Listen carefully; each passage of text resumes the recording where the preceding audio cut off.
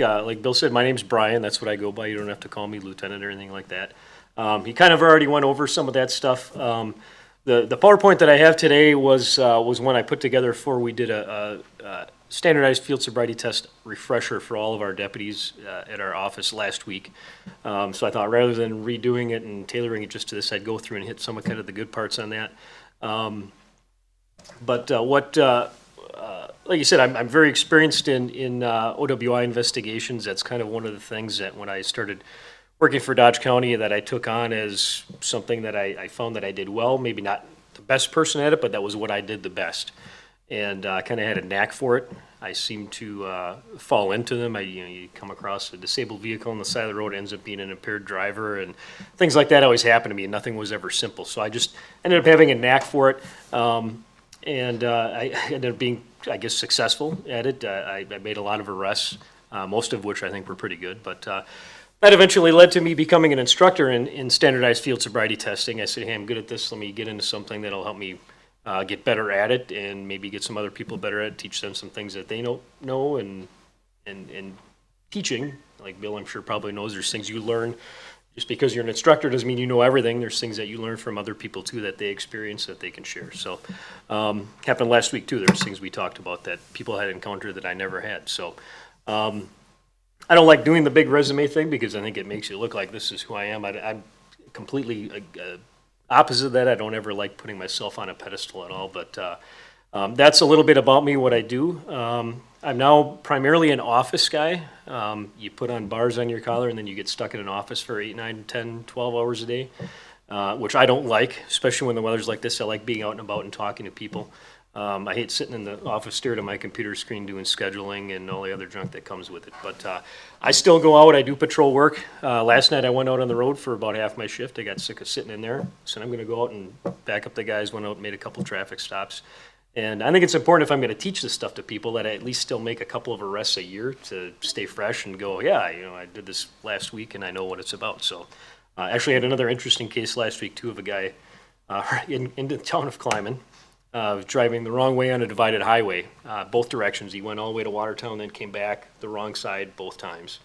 And some citizens kind of blocked him and stopped him. And he was from Guatemala, gave me 2 different names, and it was kind of a big mess. But anyway, so I still do it every now and then to keep myself fresh. But this, you can see my State Patrol thing up there for Trooper Casper. That happened right last week when we were in the middle of class. That's something I'm very big on as well, is honoring those who've been fallen. I'm not going to get into all that because it's off, but that's why it's up there, just if you're wondering. SFST, like I mentioned, stands for Standardized Field Sobriety Test. These are a battery of tests that we use to determine whether or not somebody's impaired. A lot of times you hear in the media they use the word drunk drivers. It's kind of one of my pet peeves. I do it myself sometimes, but truly what they are is they're people who are impaired. It doesn't matter if they're drunk. They don't have to be drunk to be dangerous to themselves or other people on the road. They just have to be, their ability to drive safely has to be impaired by something. And it could be that their ability is impaired for medical reasons, and a lot of what we do is to try and eliminate some of those things. We run them through a series of tests, and we make a determination based on the studies that those tests that have been completed on those tests to determine whether or not somebody's impaired. One thing that's important, and I brought this up, that's why it's in the slide here, is these tests are not pass-fail tests. People say, hey, I just got done doing your tests, I passed, why are you arresting me? Well, there's no pass criteria, there's no fail criteria. It's just information that we use to determine with any degree of certainty whether or not somebody's impaired. So just because somebody feels like they did good on the test doesn't mean that they're not impaired or they're not going to get arrested. Just because somebody does horribly bad doesn't mean that they're going to get arrested either.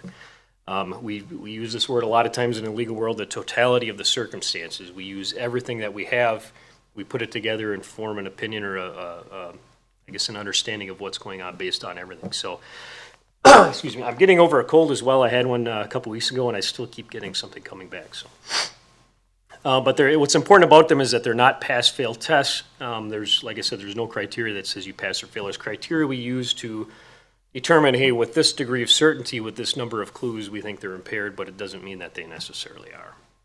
I use the example of that odor of an alcoholic beverage on somebody's breath or their thick slurred speech. those things are not clues. There's nothing that says just because they have this, they're impaired or they're drunk. It just is information we use to say, hey, well, we got the odor, their speech is really thick, it's very slurred. We put everything together and we determine that they're impaired. A little bit behind the field sobriety tests, there was a lot of tests that were conducted when they first formulated these. The Southern California Research Institute, if you ever want to Google that, SCRI, they back in the 70s or 80s started formulating tests. They said there's got to be some way to determine whether or not people are impaired. So they said, let's sit down. They kind of brainstormed, I guess, and came up with a bunch of different tests. And they said, well, we'll test this number of tests and we'll test people who are sober, we'll test people who are impaired by alcohol and drugs, and we'll see who does what, and we'll kind of validate these tests. So they validated the 3 standardized field sobriety tests we use, which we'll get into. And then they took these 3 tests and they put them out into the field, out in Colorado, Florida, and San Diego back in the early 90s, late 80s, and they said, hey, we're going to actually go out on the road, stop people legally, but they go out and they stop people and they use these tests, and they determine that with the percentages that are up there in those particular instances, these tests were accurate that percentage of the time. So it's pretty high, 95, 93, 91% of the time. They made a correct arrest decision using the 3 tests and the clues associated with them, the criteria. I'm going to show you a little bit of a video about what our first test is that we're looking for, just because a lot of people don't know what it looks like unless you see it all the time. But nystagmus, the definition of nystagmus is the involuntary jerking of the eyes. Specifically, when we're doing our first standardized test, which is called the horizontal gaze nystagmus test. Our secretaries love when they got to type up our OWI reports because they have to type these big words. But the first thing we look for is horizontal gaze nystagmus. That's our first test. And what we're looking for is we're moving a stimulus side to side. There's criteria we have to do, how far it is, how fast it goes. But what's important for you guys is what we're looking for is that involuntary jerking of the eyes. When the guy's eyes go side to side, and eventually when they go up, there's a jerkiness that goes along with that. Everybody has nystagmus naturally. However, when you consume alcohol and certain categories of drugs, it enhances the ability for somebody to see that. It makes it visible or present. And what we're looking for is to see whether or not it's there. Now, there is a small percentage of people. I knew a friend of mine when I was in middle school and high school who had very natural nystagmus. You'd look at him and his eyes would bounce all over the place. It'd be very obvious when you walk up to the person, hey, there's something going on here. We're not going to do that test on those people. But this is what we're looking for. I'll play this, and you'll see at the top, it says alcohol content. That's what that means, is 0.00. And at the bottom is after the same person has been drinking to the point where she's a 0.112. And they're both together. You'll see the eyes moving. They're doing it, and it's just focusing on her eyes. But what you'll see is on the top, if you watch that one for a while, you see the eyes go really smooth from side to side. And then on the bottom ones, you'll see her eyes will bounce around as they're going back and forth. On the bottom one as well, what's really easy to see when her eyes go all the way out to the side, that's always the easiest one to see. When the eye gets buried as far in the corner as it can, it'll sit there and it'll just bounce and shake. It's really easy to see. So unfortunately, that's as big as the picture gets for you. Hopefully you can see it well. Oops. Oh, and of course now it's not going to work for me. Look at that. First thing to go is technical things. Yeah. So, a better way to explain this, what they teach in the manual to tell juries is that if you take a marble and you roll it down, if I was to roll it down this flat surface right here, the marble would roll really smooth. You wouldn't see it bounce at all. It would just be a nice smooth roll as it goes along. If there's nystagmus present, that marble is going to bounce along as it goes along, and you're just going to see it kind of bounce as it goes back and forth. That's what we're looking for. Let me just pause this for a second. Anyway, so that, like I said, that marble demonstration is kind of an easy way to see it. And if you guys are pulling it up on your computers now, you can probably see what it looks like. But that's what we're looking for on a normal sober person who is not consuming any alcohol. They have not consumed any of the specific categories of drugs that cause HGN. You will not see it. You'll go side to side. Their eyes will move very smoothly. They won't jerk or bounce around at all. I think most of you have probably seen it on TV, or you've driven by somebody who's out on the road and there's a cop with a light or a pen and they're going like this. You probably have seen that before. And what's usually easier for people to see is once we're done here, I'll talk about a couple of tests and then I'll ask somebody to come up and we'll run you through the tests. And don't be too worried about it unless you've been drinking today or something like that. So, and like I said, I'll kind of skip through here. These are some of the categories of nystagmus that are actually out there. I talked about the normal physiological nystagmus that everybody has, that alcohol and drugs bring it out. There's a bunch of other ones in there that defense attorneys love to bring up.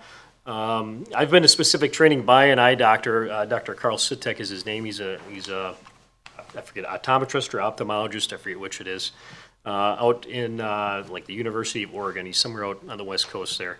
And this guy knows everything there is to know about HGN, about drugs that affect them. They do all kinds of research studies into this stuff. They have headgear that you can wear and you can put it on somebody, and this device will actually tell you if it's there or not, and then categorize it as to which category of drug. It's very advanced stuff. But he knows a lot about this stuff, and he does demonstrations on what all of these different types of nystagmus are that defense attorneys bring up and say, oh, this person rolled their car and you arrived and started doing this test, so you have post-rotational nystagmus. Well, he just proves that by showing you, if any of you have kids or you have a friend or something like that, we won't do it today, but if you put them in a chair, like one of these chairs, and you spin them around and around and around until they get dizzy for a few seconds, and then you stop them, and then you make them sit still with their head straight, you'll see their eyes will actually bounce around like that. But it lasts for a few seconds and then it stops, maybe 20, 30 seconds, something like that, and then it stops.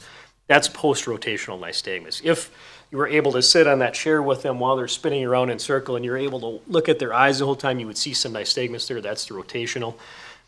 Caloric is a very painful event. A lot of times this excuse me, comes up in court because they'll say, oh, it was really cold that night. They rolled their car. They were in the ditch. There was a pile of snow there. The heater was on in the car. And so you had cold in one ear and hot in the other ear. And that's why you saw the nystagmus in their eyes. And that's totally bogus. You have to put hot water in one ear and cold water in the other ear. And then you sit there, and then it causes a very intense, painful headache. And then it causes a nystagmus. The doctor demonstrated this for you. He doesn't do it anymore. He just shows the video because he actually got so sick he started throwing up, and he had this intense headache for a long time. If I know all of you guys have never done this before, but if you ever consumed alcohol to the point where you start, you lay down in your bed at nighttime and the room starts spinning and it's going back and forth, that's the positional alcohol nystagmus. And then you're laying in the bed and you put your foot on the floor and you try to stand up or turn your side to make the room stop spinning. If you were to look at somebody's eyes while that's going on, you'll see the nystagmus as well. But again, that's positional. And there's very specific ways we position people when we do this. Their head has to be positioned a certain way in order to alleviate a lot of these things. Then there's optokinetic, which has to do with things that are spinning and somebody who's looking at something that's spinning. And it's, again, if we do it the right way, none of these things are going to be factors in that. But those are things we encounter a lot. Just to clarify, what we were just looking at on that slide are alternative explanations that the defense sometimes tries to come up with to explain why somebody might have presented some clues on the HGN test, but alternative explanations to having consumed alcohol. So in other words, they want the jury to take the inference that, well, alcohol is one explanation, but there are all these other plausible explanations as to why the officer saw some clues when he was doing the HGN test on my client, basically. Okay. They try to basically take away the validation of us doing the test, the clues that we assess on it to use as evidence. They're trying to eliminate that by saying, oh, it was because it was cold outside and their car was on its side and it was cold and there was hot air, and that's why you saw it. It was not because of alcohol. Not because he was 0.27 or whatever. Exactly. Okay. That's what they try to bring up, so I'm explaining that incorrectly. I apologize. The three clues we look for, there's things we look for in addition to the actual clues that we assess to this test, but we look for resting nystagmus. Like I told you, some people have it naturally. If we see that resting nystagmus, it could indicate a very high, very, very high dose of a particular drug for that person, or it could indicate that they just have a physiological nystagmus that's visible. We also check to make sure that our pupils are equal sizes. Does anybody know what it means if your pupils potentially could mean if your pupils are different sizes? Generally a head injury? Services building over here, yeah. It's over there, but yeah, it could mean a head injury. Doesn't always. I've seen people who have different sized pupils. They're about a millimeter, 1 to 2 millimeters difference. And you'll ask them, hey, have you had a head injury recently? Any, strokes, anything going on with your head or brain? And they'll say, no, I've never had anything. Have you ever been diagnosed with anything? They say no. Completely unexplained why it happens, other than for whatever reason they have two different sized pupils. And I'll usually say, you should go see your doctor. and follow up with them. But that's what that could indicate. And then we also track for equal tracking when we're doing it to make sure their eyes track equally. These are all things we do before we actually start looking for clues that we can assess to the test to eliminate, again, some of the potential things that might come up, that it's a medical problem or that there's some other natural thing going on other than alcohol or drugs. So then we look into the three different things like I talked about. We call it lack of smooth pursuit. That's the eyes going very smoothly from side to side. The very big one, our secretaries love typing this word every OWI report, distinct and sustained nystagmus at maximum deviation. When we actually get out, we start doing these tests with some of you guys here. When I go out there, we hold it out for 4 seconds, and we have to hold it there for at least that long, because most people have a nystagmus that shows up. It'll go all the way out to maximum deviation. Their eye will bounce 1 or 2 times, and then it'll stop. So we have to hold it there for 4 seconds, and if it continues, then we know that there's something on board. And then we have an onset prior to 45-degree mark. Once we move it out, if we, at any time prior to 45 degrees, we see the eyes start to bounce, then we can assess that clue. So we end up getting a total of 6 clues possible. And I'll get into some of the criteria on that, what that means. And then we also check for vertical nystagmus. We move it up. We see if their eyes bounce when the stimulus goes up. And if it does, that means that that person is on a high dose of that particular drug or alcohol, whatever it is that they're using. Okay, our next test is a walk and turn. So we have, like I said, 3 tests. I probably failed to mention them all. We have a horizontal gaze nystagmus test, and we have a walk and turn test, and then a one-leg stand test. Those are our 3 tests that are standardized, systematic. Those are the tests we should always do if at all possible. There are additional tests out there that are not necessarily validated that we can use. Some people use like an alphabet test to counting backwards, finger to nose, which is validated but not for SFST yet. There's a lot of other things people use. I'm trying to think. Is it the Department of Justice that essentially puts out the edict that these are our 3 standardized tests for law enforcement officers in Wisconsin? Or? NHTSA does it. It's the National Highway Traffic Safety Administration. They are the ones that certify these. I shouldn't say certify them. They are the ones that say these are what we're going to teach law enforcement officers and attorneys or whoever are going to go through this course as far as our tests. And they do it based upon the Southern California Research Institute, or if somebody else would come forward and say, hey, we have these tests we think you should use. They're very good. They're very accurate. You should start using this. So they go through it all and they kind of certify and say, hey, this is what we're going to put into our curriculum and start teaching this to people. So the Department of Justice certifies us to teach this to people, but it all comes from NHTSA, which is a federal program. So those are our 3 main tests. We just did the HGN test, which, like Bill said, is probably one of our most accurate tests. You can't fool it, you can't fake it, you can't make your eyes stop bouncing. It's just not possible. You cannot do the test and prevent a law enforcement officer from seeing it, but refusing to do tests has other sanctions as well, and basically would be like saying that they didn't do well in the test. We will to count the clues. You can assess that if somebody is not doing it or refusing to do it. It shows a consciousness of guilt and that they know you're going to see it. So you can't fool it. It's either there or it's not, and it definitely means something's there. It's highly accurate. Walk and turn test, when we get into these next 2 tests, these are psychophysical tests. We call them divided attention tests as well. They're designed to make people do something mental and physical at the same time, which is like what driving is doing. It's a divided attention task.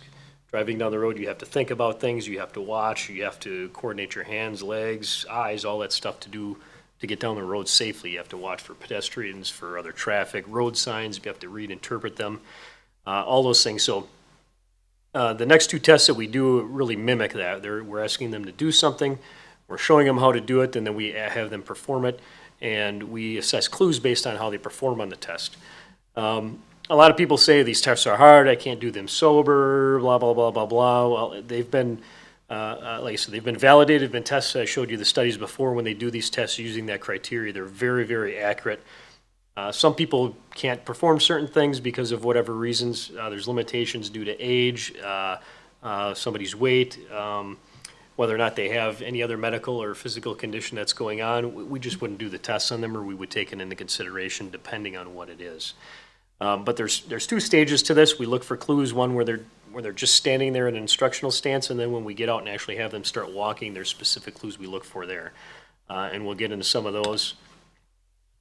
Yeah, that is KISS. For the law enforcement office.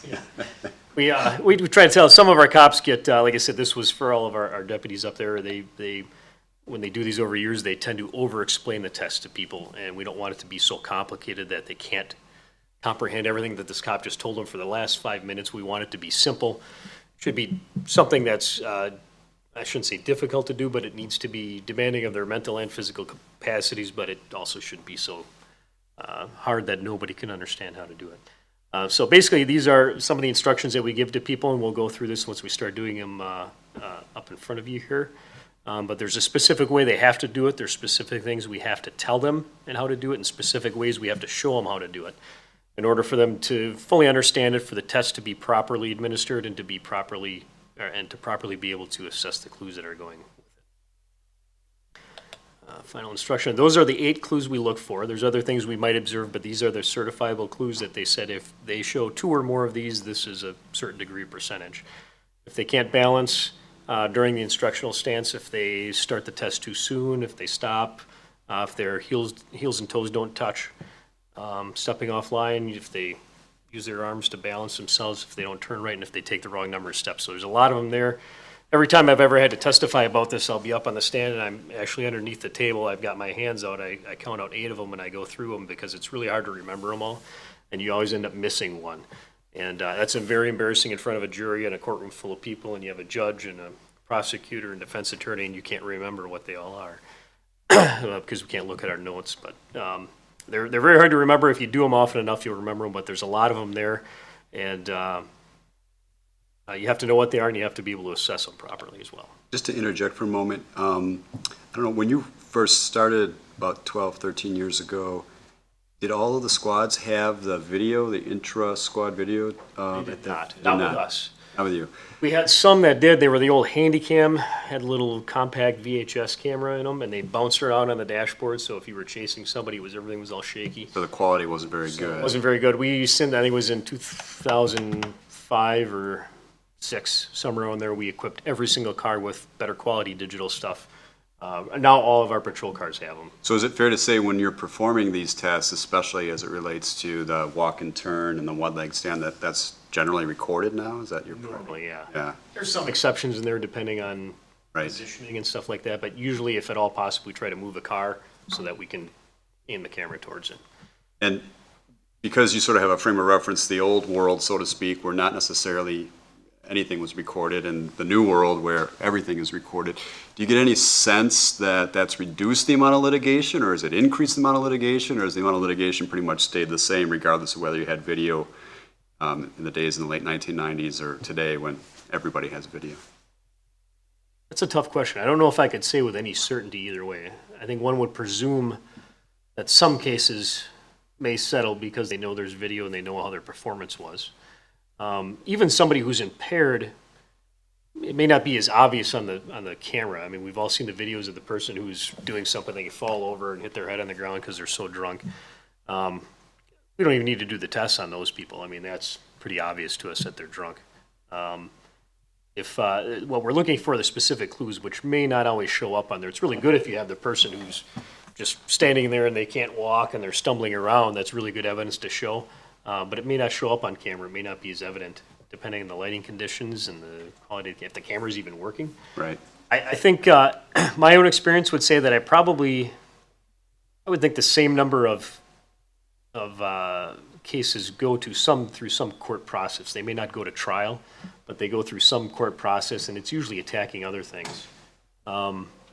If you do the tests improperly, and a defense attorney knows that and they've reviewed the tape, they're probably more likely to take it to a trial and say, hey, you did this wrong, you shouldn't be counting these Right. clues. But I guess that's a very long-winded answer to. No, that's Not good. really sure. You know, and so this is maybe a nuts and bolts question that you don't have the answer to. Maybe it's more for somebody who maintains all of the stuff on your server. But these are probably extremely large files, like on an 8-hour shift, if you're recording even just 4 hours of video, which is still a lot of recording, and you got how many full-time officers out there every day, 365 days a year, 24 hours a day.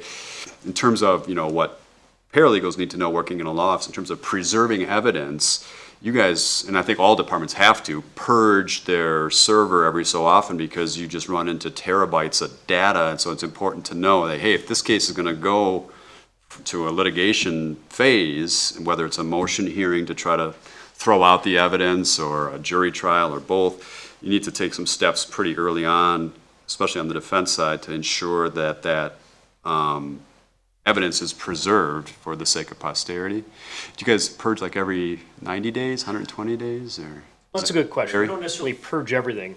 Our three shift lieutenants, myself included, we go through our own shifts videos. So I go in, I log into our system that maintains all our videos. And usually every couple of months, we make copies of everything, we send it out to the deputies, and we make them do it because we'd have to pay somebody full-time all day long to sit down and look at every case to see what is settled, what hasn't. So we make them do that, and then they send it back to me, and I go through and delete the ones that they say, yeah, these are older than 6 months old, it's been closed. But it's every 2-3 months, our evidence custodian comes to us and says, hey, we're almost out of space, you guys gotta start deleting some videos.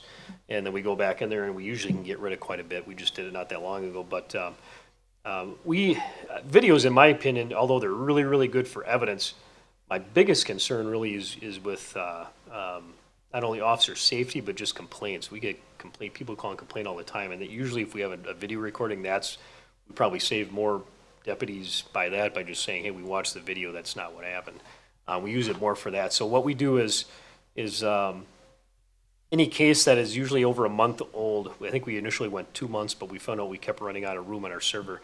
If it's a month older and there's no reason to save it, it was just a traffic stop where they gave a warning or they went to a house for a barking dog call or something, we'll delete that video after 30 days if there's no criminal case associated with it. If it's a traffic case, we'll hold it up there longer. But yes, we have, especially now with drug cases, our drug impaired OWIs, it takes 9 months, sometimes up to 1.5 years to get our drug results back. And that's before the case even files. So we're sitting there with videos that are 3-4 years old because they're still going through the court system. They're still going through motions and all these other things, or the person left the state and there was a warrant out. We've got one right now. The guy was, I think he was here illegally, and I think he was deported at some point, and we don't know where he is. But this case is like 5 years old, and we've still got this 3-hour video sitting in our server. And it does, for us, in a very large rural county, like Dodge County is, an average OWI arrest from the time you stop the car until you release the person to jail or to a sober person is usually at least 1.5 hours to 2 hours, sometimes longer. So that's a long time to have that video running. We have it running the whole time inside the car and outside once they're in our custody, and till we drop them off at jail and we shut it off. So yeah, there's a lot of stuff there. And of course, you never know what a traffic stop is going to develop into when you're pulling somebody over, so it must be that essentially every traffic stop, you're going to turn on the recorder. And they turn on automatically with our lights. As soon as the lights come on the see. cars, the camera starts. It actually goes back a minute in time, so it's recording all the time. So like a little mini hard drive in the, oh, interesting. Yeah. So if you watch any of our videos, I had one video that I can't get into today. It was it was comedic, but it had some training value as well. But I understand that you have to have a dark sense of humor to. Yes, I was going to set the stage with that before. I've concerned some of my friends though that don't work in a law enforcement capacity with my sense of humor. It's like, you need to, tone that down. That's not funny to everybody. Yeah, not to everybody, yeah. Right, yeah. But what you see is when you might see the car sitting dark on the side of the road, and it's 30 seconds later their headlights come on, and then they follow a car, and you think, how did they know they were going to stop this guy? It's because they turn on their lights, the camera says, okay, we're going to take the last 60 seconds of video that we recorded, and it saves that. So you get, if there's a crash or following a car else and they go over the center line, oh, I turn on my lights and stop them, that's all recorded on video. Interesting.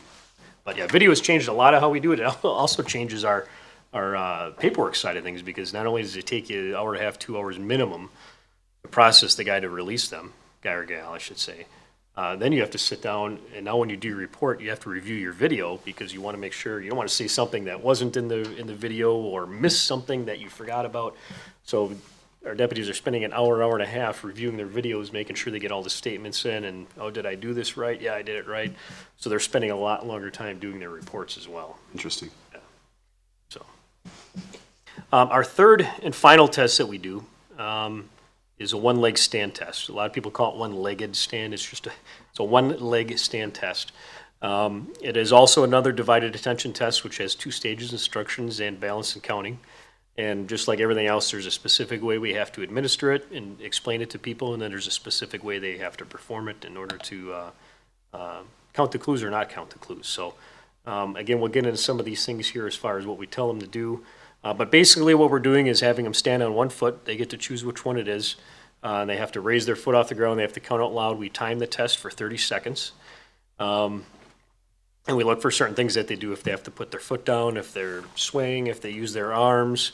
And I think I missed something else. Put the foot down. But that's what we're looking for them to do. And people say, oh, I can't do that because I have bad balance. Most people, even with some minor physical limitations, can still do this test acceptably to where we're not as believing that they're impaired by something. And even if they don't do it well, there's, like I said, we still look at the totality of the circumstances and determine, okay, just because they got all 4 clues on this test, I didn't see anything else. They weren't swerving all over the road. I just thought I smelled alcohol, and now I don't anymore. So, I mean, we take everything into consideration.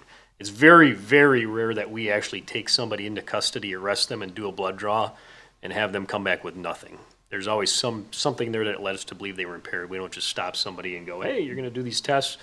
Oh, I'm arresting you. I'm going to take your blood because I want to see if there's alcohol there. There's usually something there. Some of the blood results come back a little bit lower than what our district attorney's office feels comfortable prosecuting, but there's always some reason there. Some of these things aren't really important for you. Those are the 4 clues we look for: swaying, using their arms to balance, hops. That's one I forgot. If they hop on one foot or if they put their foot down, those are the 4 criteria that we use to assess the clues. All right, a little bit about this. Attorney Gib Thompson, one of our assistant district attorneys up there, loves these. I think he learned it somewhere at training, and he loves to ask us this on the stand. He'll say, well, okay, you got 4 or more clues on your HGN test. What does that mean? Is there any specific criteria associated with that? He loves asking this every time. And this is what Southern California Research Institute determined was the accuracy of these tests. They said that if you get 4 or more clues on HGN test alone, that there's a 77% accuracy that somebody is above a .10. Same thing with walk and turn, 2 or more clues out of those 8, that there's a 66% accuracy. They're above a 1.0, and one leg stand, it's 65% accuracy. If we combine all 3 of those tests, so if I have 4 or more on HGN and 2 or more on walk and turn and 2 or more on the one leg stand test, there's an 80% accuracy. In my experience alone, I would say it's much higher. If I have that number of clues, I would put it in the higher 90s. They're very, very accurate tests. People believe that it's voodoo, that it's some kind of thing we're trying to trick them. It's really not. They're very, very accurate. In my experience, it's much higher than 80%.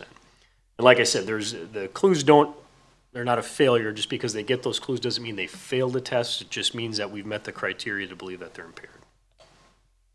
And that was my video that I was going to show you right now. But it was a very good video. One of our deputies working 3rd shift, there was a traffic complaint. It was bar time. She was, if you're not familiar with our area, Watertown, does anybody know where Watertown is at least? That's kind of a bigger city, okay. Highway 26 runs through Watertown, and he's down there, and a semi-driver calls in a bad driver, and he comes by him, he pulls out and he stops her, and she's you can tell even on the audio, you can tell that she's pretty intoxicated. I mean, her speech is very slurred, she's giving inappropriate answers. She's on a bunch of medications, says she had 2 beers. She's coming from a bar in Beaver Dam, which is north of Watertown. She's heading south, and she's heading back to her home in Crandon, which is up north. That's northern Wisconsin. She's going the wrong way. So all these things are coming in together. She's got some damage to the front of her car that's pretty fresh, which she can't explain. And so the deputy does a very good job interviewing her, gets a lot of good information. And then he goes back to his car, and he backs the car up to get room to do all the tests. So you can see him adjusting the camera like we talked about to make sure everything's on camera.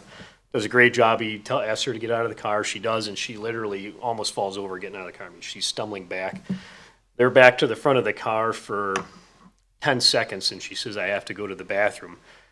And he says, okay. And he's thinking it's 3 a.m, whatever. And he's like, where am I going? We're in the middle of nowhere. And she says, I don't feel so good. She hunches over and she urinates herself right there in front of the squad car. And then says, I have to go to the bathroom. And he says, well, I don't know that you do anymore. Again, it's kind of comedic. We do have a very dark sense of humor. But she says, I have to go. And he says, well, I think you already did. What's wrong with you? You know, are you having some other problem? If you only had 1 or 2 drinks, you shouldn't be acting this way. So then she says, well, I think I'm going to get sick, and she proceeds to vomit all over the side of the road. So the deputy's holding out. He's a really big guy. I don't know if you remember Randy Kramer. Oh, sure, yeah. He's like Paul Bunyan. I mean, he's just huge, big guy. And so he's holding on to her. He's got these great big, huge, long arms, and he's holding on to like her shirt so he doesn't get this vomit and everything all over him. And he starts calling for an ambulance for her. So they get the ambulance, they transport her, and she was extremely intoxicated. But it was a good video to show that in that case, we're not going to do field sobriety tests on her. There's no way we can even get her to stand in the positions we need her to check her eyes. But we have all this other information to use to form a basis that this person is impaired. You know, she's traffic complained all over the road, damage to the car, taking medications, drinking, going the wrong way. There's a whole bunch of other information there that we can use to give us the probable cause. But that was what was good about that video. So One thing you had mentioned, I think in a couple of scenarios that you gave to us, it seems like there are a lot of additional eyes and ears now that are sort of acting as deputies, truck drivers, other citizens, because everybody has a cell phone now, of course. Are you finding, you know, comparing today, 2015, to when you first started 12, 13 years ago, that that's something that's happened a lot? huge. We get dozens of traffic complaints a day, even a shift. Usually most of them are on our freeways, 151 and 41, that's where we get most of them. That's where the most traffic volumes are, but it's unreal. Sometimes we have deputies in a position and to stop the car, sometimes we don't. But yeah, we get a lot of complaints. Yeah. Some of them are impaired drivers, some of them are just, I want to report this car that's speeding or whatever, but we get a lot of calls about cars all over the road, that they're doing this or that. They're on their cell phone and they're weaving all over the place. I can see them texting while they're driving. We get a lot of calls about that stuff. One difference I noticed when I started in 1998 versus when I left in 2010, it seemed like right around the time I was leaving, maybe the couple of years leading up to that, there was, in my opinion, sort of an explosion in the amount of prescription drug cases where people are sort of lulled into this false sense of security because oftentimes they have a valid prescription for whatever the drug is. The doctor has prescribed it to them, and oftentimes they're even using it in accordance with the prescription, but obviously they're still not fit to drive. Did you notice that as well? Do you see problems with prescription drugs like that still? Absolutely, and that's kind of where our heroin problem now stemmed from. One of the other things that I do, in addition to teaching this and doing OWIs, is I do, it's called Drug Recognition Expert. We get certified by the, well, it's not important about all this stuff, but it's a big nationwide program, and we use a lot of you have to be proficient in doing these tests in order to get into this program. And what we do is we do an evaluation on somebody who's been arrested where they blow into a PBT at the time of arrest and it shows zeros, but they're still impaired. So we presume that there's probably another drug or medication or whatever involved. So I've been doing that since 2004, 10 years it was last year. When I first started doing that, evaluate people, we get their drug screens back to help confirm what we believe they're impaired by. And it was always marijuana, cocaine, all the illegal drugs, you know, the typical stuff. Right around 2005, 2006, a vast majority of them switched over to prescription medications. We were finding and arresting people who were driving on their own prescribed medications or ones they had obtained illegally. And just like you said, even though they're prescribed them legally, they're taking them as prescribed, they can still be impaired by them, especially if they're new to taking that drug. I use an example often. I had back problems for years when I was in the military. I injured my discs in my lower back, and it would flare up at times. It would get really bad, and other times it wasn't so bad. But I would go to the doctor. They would very readily prescribe me pain medication, and which was bad. And I didn't like taking that stuff because I couldn't work or anything. But I would go in, and they would usually give me a hydrocodone, which was a narcotic drug, similar to heroin, not as bad. But they would give me that. And if I took the one tablet every 4 to 6 hours like I was prescribed, I was a puddle on the floor. There's no way I should be driving. I was doing everything legal. But if I was to drive a car, there's no way I could safely drive a car. I'd be falling asleep. Your reactions are slow. It's just very hard to do anything. So taking them even as prescribed can be impairment causing. And people, like you said, they get hung up by it because they think, well, hey, a doctor gave this to me and they told me I need to take this so I can feel better or perform my daily routine better. There's no way you can arrest me for this. And I would say a lot of the people that we end up arresting are more often abusing them than they are just taking them as prescribed, but that is something that is possible for to come up. Usually we see with the pain drugs. And I'm sorry, I'm not sure where we're at in the presentation, but was there more on any of the three field sobriety tests that? That was it for them. I was just going to quickly talk about some of the limitations to it, and I figured we'd get into doing them. Okay, fantastic. So, sounds like probably maybe about 5 more minutes of prepared remarks, and then we'll stop the video. But perhaps before he gets into the final bit of prepared remarks, any questions based upon my questions, or anything that we haven't touched upon yet that you want to know? Like a wedding, speak now or forever hold your peace. Back to you. By the way, you can interrupt me at any time if you understand something. They're a very quiet group. They didn't have any questions for our lab analyst on Monday either, so. Who came in from the lab? Kayla Newman. I don't know her personally, but I don't. State Hygiene Lab. Some of the limitations, like I talked about, these don't necessarily mean that we cannot do field tests on somebody. They're just, when they put these out and they study these, they said, hey, these are people that may not perform well on these tests even if they're sober. So usually women, sometimes men, wearing 2-inch or higher heels. We usually ask them to take them off, do it barefoot. There's nothing wrong with doing that. People who are over 65, I'll have an interesting story about that when I'm done here. People who are 50 or more pounds overweight, and we don't get out weight charts and start saying, oh, you're 45 pounds over, you're how tall? We don't do anything like that, but it's just an estimate. And it's just, again, just information. Doesn't mean we're not going to ask them to do them. And then also the environment. They found that just because it's snowing outside or it's cold or maybe a light rain doesn't mean that people aren't going to do bad on the tests. Our best practice is generally to move them somewhere more appropriate, like we go back to our sheriff's office garage, something like that where it's a little more sheltered and warmer, whatever the case might be. But the over 65 years old, I have a deputy on my shift who about 3 weeks ago gets called to a one vehicle crash in a ditch. The roads are fine, there's no snowy roads, and he goes over there and he comes across an 83-year-old grandmother who had crashed her car in a ditch trying to turn around, and she was intoxicated. She was very intoxicated. And very surprising. It's not something we encounter every day at 83 years old. So he does some field sobriety tests on her. She's in pretty good shape for 83 years old. She's a former, I think might even still be a pilot yet, but she's a private pilot. I think she flew commercially for a while. She's in pretty good shape. So he has her do as much of the tests as he can, does some alternate tests just to make sure, and he ends up arresting her. And the interesting part about it was he says, hey, LT, he says, do I actually have to take her to jail if I can't find somebody to take her? By law, we have to release them to a sober adult, or we have to take them to our jail until they're sober. We can't just arrest them and cite them and then kick them out the door. We have to make sure somebody has them. So he says, do I really, can I just take her home and leave her at her house? I said, well, no, legally we can't. And I said, well, she's 83 years old. Maybe we can just take her back to the jail. She makes some cookies for everybody while she's waiting. I don't know. But he felt very bad about it. He was trying to find anything he could do not to take this 83-year-old woman to jail. But he ended up, last seconds, one of the neighbors, people called up and said, yeah, well, she can come by our house. But the point of it being is that I said, well, how did she do on these tests? Did you have her do them? And he did.